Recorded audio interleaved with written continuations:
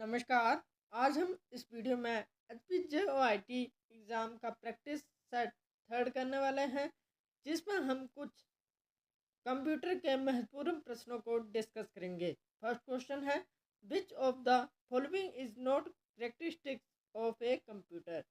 इसमें से कौन सी विशेषता कंप्यूटर की नहीं है? Option A accuracy, option B automation, option C intelligence या ऑप्शन डी स्पीड। तो इसमें से जो कंप्यूटर की विशेषता नहीं है वे है इंटेलिजेंस। इसका राइट आंसर हो जाएगा ऑप्शन सी इंटेलिजेंस। जो इंटेलिजेंस जो है ये कंप्यूटर की विशेषता नहीं है, मतलब कंप्यूटर का दिमाग नहीं होता है। नेक्स्ट क्वेश्चन है, which memory store data permanently. Option A RAM, option B cache, option C ROM या ऑप्शन डी रजिस्टर। इसमें क्या बताया गया है कि इसमें से कौन सी मेमोरी है जो डाटा को परमानेंटली स्टोर करती है, तो वह है रोम। इसका सही आंसर है ऑप्शन सी रोम। रोम का पूरा नाम है रीड ओनली मेमोरी। इसे परमानेंट मेमोरी भी कहा जाता है। जो आपका बायोस, जिसे बेसिक इनपुट आउटपुट सिस्टम कहा जाता है, वे कहाँ पर स्टोर होता है, तो ये भी आपका रीड ओनली मेमोरी मतलब रोम में ही स्टोर होता है। रोम मुख्य 3 प्रकार की होती हैं। पी रोम, जिसे प्रोग्रामेबल रीड ओनली मेमोरी कहते हैं। सेकंड आती है EPROM, electronic programmable read only memory. और लास्ट में आती है आपकी ईईपी रोम, जिसे electrical erasable programmable read only memory कहते हैं। ऑप्शन में हमें दे रखा है रैम। रैम एक टेम्परेरी मेमोरी है जिसका अर्थ है रैंडम एक्सेस मेमोरी। ये भी मुख्य 2 प्रकार की होती है, एस रैम और डी रैम। नेक्स्ट क्वेश्चन है, the ALU is the part of. ALU किसका पार्ट है? Option A input unit, option B CPU, option C output unit या ऑप्शन डी सेकेंडरी मेमोरी। तो ALU किसका पार्ट है? तो ALU जो है ये CPU का पार्ट है। इसका सही आंसर है ऑप्शन बी CPU। CPU के मुख्य 2 पार्ट के होते हैं। पहला आता है इसमें अर्थमेटिक लॉजिक यूनिट, और सेकंड आता है CU, जिसे कंट्रोल यूनिट के नाम से भी जाना जाता है। नेक्स्ट क्वेश्चन है, which device is a both an input and output device. Option A keyboard, option B scanner, option C touch screen या ऑप्शन डी प्लॉटर। तो इसमें से आपको बताना है कि कौन सा इनपुट और आउटपुट दोनों है। तो इसमें से टच स्क्रीन जो है ये इनपुट भी है और आउटपुट है, मतलब ये दोनों का काम करता है। ये इनपुट का भी काम करता है और आउटपुट का भी काम करता है। इसका सही आंसर है option C touch screen. Next question है, which code which cache memory is generally the fastest. तो इसमें से कौन सी मेमोरी जो है वो सबसे फास्टेस्ट है? ऑप्शन है L1 cache, option B L2 cache, option C L3 cache या ऑप्शन डी वर्चुअल मेमोरी। तो इसमें से आपको बतानी है कौन सी मेमोरी फास्टेस्ट है। तो इसमें से सबसे फास्टेस्ट मेमोरी जो है वो L1 कैशे है। तो इसका सही आंसर है ऑप्शन ए L1 कैशे। इसे रजिस्टर के नाम से भी जाना जाता है। नेक्स्ट क्वेश्चन है, which software acts as a interface between hardware and the software. Option A MS Word, option B operating system, option C Chrome या ऑप्शन डी फोटोशॉप। तो इसमें से आपको बताना है कि कौन सा ऐसा सॉफ्टवेयर है जो इंटरेक्ट करता है हार्डवेयर और सॉफ्ट मतलब यूज़र के साथ। जो ये हो जाएगा ऑपरेटिंग सिस्टम। इसका सही आंसर है option B operating system. Operating system जो है जिसे interface between hardware and the user कहा जाता है। MS वर्ड जो है, MS वर्ड जो है ये एक एप्लीकेशन सॉफ्टवेयर है। क्रोम जो है ये एक वेब ब्राउज़र है, और फोटोशॉप जो है, फोटोशॉप भी एक एप्लीकेशन सॉफ्टवेयर है। नेक्स्ट क्वेश्चन है, which of the following is an example of utility software. आपको कमेंट बॉक्स में आंसर बताना है कि यूटिलिटी सॉफ्टवेयर क्या होता है। इसका आंसर जो है ये आपको कमेंट बॉक्स में देना है। तो इसमें से आपको बताना है कि यूटिलिटी सॉफ्टवेयर कौन सा है। ऑप्शन है disk cleanup, option B MS Excel, option C VLC media player या ऑप्शन डी नोटपैड। तो इसमें से यूटिलिटी सॉफ्टवेयर जो है वे डिस्क क्लीनअप है, तो इसका राइट आंसर हो जाएगा आपके पास option A disk cleanup. Next question है which operating system is a open source. Open source का क्या मतलब है कि ओपन सोर्स का मतलब है कि जिसे हम फ्रीली यूज़ कर सकते हैं उसे हम ओपन सोर्स कहते हैं। तो इसमें से आपको बताना है कि कौन सा ऑपरेटिंग सिस्टम जो है जो फ्रीली उपयोग किया जाता है। ऑप्शन है window 11, option B Mac operating system, option C Linux या ऑप्शन डी iOS। iOS जो है ये पैसे देकर मतलब देकर ऑपरेटिंग सिस्टम है जिसे पैसे देकर चलाया जाता है। मैक ऑपरेटिंग सिस्टम जो भी है ये भी आपका पेड है और विंडो 11 जो भी है ये भी आपका पेड है। तो इसमें से ओपन सोर्स जो हो जाएगा वे है लाइनक्स। तो इसका राइट आंसर है ऑप्शन सी लाइनक्स। लाइनक्स जो है ये एक ओपन सोर्स ऑपरेटिंग सिस्टम है। नेक्स्ट क्वेश्चन है which scheduling algorithm allocate a fixed time quantum in each process। Option A FCFS, option B SJF, option C round robin या option D priority scheduling. तो इसमें से आपको schedule बताना है कि जो fix time quantum to each process को फिक्स करता है। तो ये है आपका राउंड रॉबिन। तो इसका सही आंसर है option C round robin.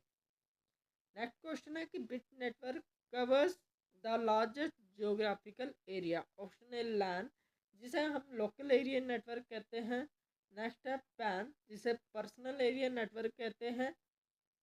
Option number C MAN metropolitan area network या option D WAN wide area network. तो इसमें से आपको बताना है कि जो कौन से नेटवर्क है जो लार्जेस्ट जोग्राफिकल एरिया को कवर करता है। तो ये है आपका बैन। इसका सही आंसर है ऑप्शन डी बैन जिसे वाइड एरिया नेटवर्क कहते हैं। नेक्स्ट क्वेश्चन है कि which network device forward data based on MAC address. Option A router, option B switch, option C modem या ऑप्शन डी रिपीटर। तो इसमें से आपको कौन सा डिवाइस है जो मैक एड्रेस को फॉरवर्ड करता है। तो ये करता है आपका स्विच। तो इसका सही आंसर है आपका ऑप्शन बी स्विच। आपको कमेंट बॉक्स में आंसर बताना है कि स्विच जो है ये OSI मॉडल में किस लेयर में आता है और उस लेयर का आपको कमेंट बॉक्स में नाम बताना है। नेक्स्ट क्वेश्चन है विच protocol is mainly used for secure web communication. तो कौन सा प्रोटोकॉल है जो आपका सिक्योर है वेब कम्युनिकेशन के लिए। ऑप्शन है HTTP, option B FTP, option C HTTPS या ऑप्शन डी SMTPS। तो सबसे पहले आपको मैं आपकी इसकी एब्रीविएशन को बता देता हूँ कि इनकी एब्रीविएशन क्या क्या है। तो HTTP की हो जाएगी आपकी hyper text transfer protocol, FTP की हो जाएगी फाइल ट्रांसफ़र प्रोटोकॉल, HTTPS की जो एब्रीविएशन हो जाएगी वो हो जाएगी hyper text transfer protocol secure या ऑप्शन डी SMTP। इसकी फुल फॉर्म हो जाएगी सिंपल मेल ट्रांसफ़र प्रोटोकॉल। तो इसमें से आपको बताना है कि कौन सी आपकी जो प्रोटोकॉल है जो मेनली सिक्योर है तो वे है hyper text transfer protocol secure. तो इसका सही आंसर है option number C. Next question है which of following uniquely identify a device on a network. तो कौन सा ऐसा प्रोटोकॉल है जो यूनिकली आइडेंटिफाई किए जाता है नेटवर्क में। Option A domain name, option B IP address, option C URL या ऑप्शन डी मैक वेंडर। तो ये हो जाएगा IP एड्रेस। तो इसका सही आंसर है आपका option B IP address. IP address जो है ये OSM मॉडल में नेटवर्क लेयर में काम करता है। नेक्स्ट क्वेश्चन है कि which cyber attack attempt to trick users into revealing sensitive information. Option A bomb, option B trojan horse, option C phishing या ऑप्शन डी स्पाई बेयर। तो ये है आपका ऑप्शन सी फिशिंग। इसका सही आंसर है option C phishing. Next question है कि which malware can replicate itself without attaching to another program. इसमें यही पूछा गया है कि कौन सा ऐसा मालवेयर है जो अपने आप को सेल्फ रेप्लिकेट करता है। Option A virus, option B bomb, option C Trojan horse या ऑप्शन डी रूट किट। इसका सही आंसर है आपका बॉम्ब, जिसे अपने आप को सेल्फ रेप्लिकेट करता है। बॉम्ब का पूरा नाम है write once read memory. Next question है which of following is consider the brain of the computer. इसमें से आपको बताना है कि कंप्यूटर का दिमाग किसे कहते हैं। Option A RAM, option B hard disk, option C CPU या ऑप्शन डी मदरबोर्ड। तो इसमें से आपको ये बताना है कि कंप्यूटर का दिमाग कौन सा है। तो ये है आपका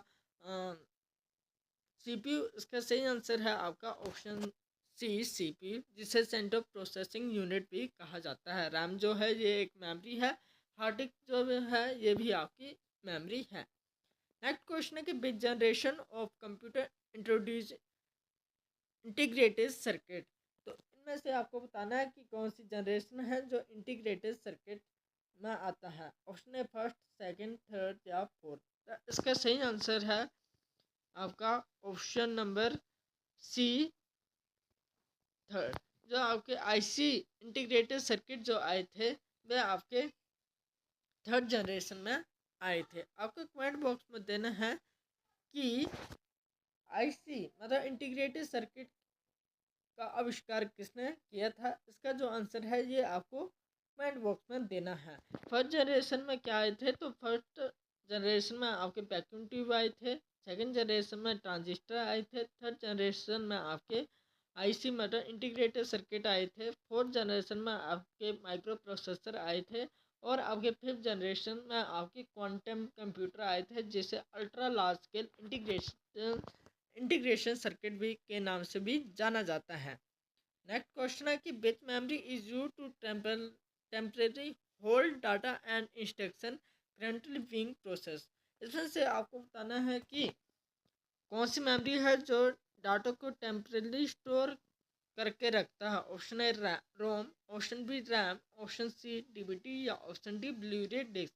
तो इसमें से आपकी रैम जो है ये आपकी टेम्परेरी डाटा को होल्ड करके रखती है। तो इसका सही आंसर है ऑप्शन नंबर बी रैम, जिसे रैंडम एक्सेस मेमोरी भी कहा जाता है।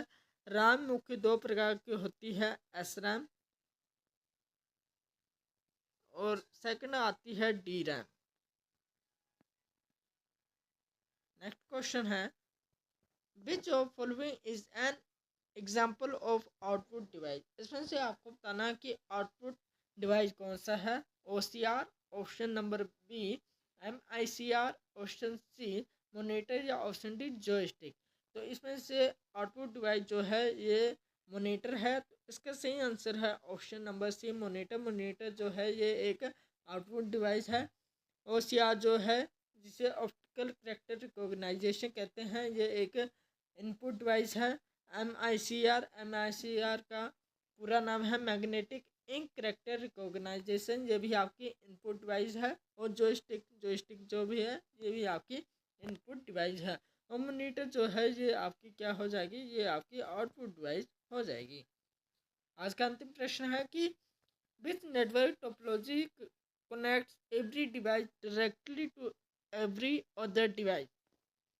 इसमें से आपको बताना है कि कौन सी टोपोलॉजी है जो सभी डिवाइस के साथ डायरेक्टली कनेक्ट होती है। Option A star, option B bus या ऑप्शन नंबर सी मैश या ऑप्शन डी ट्री।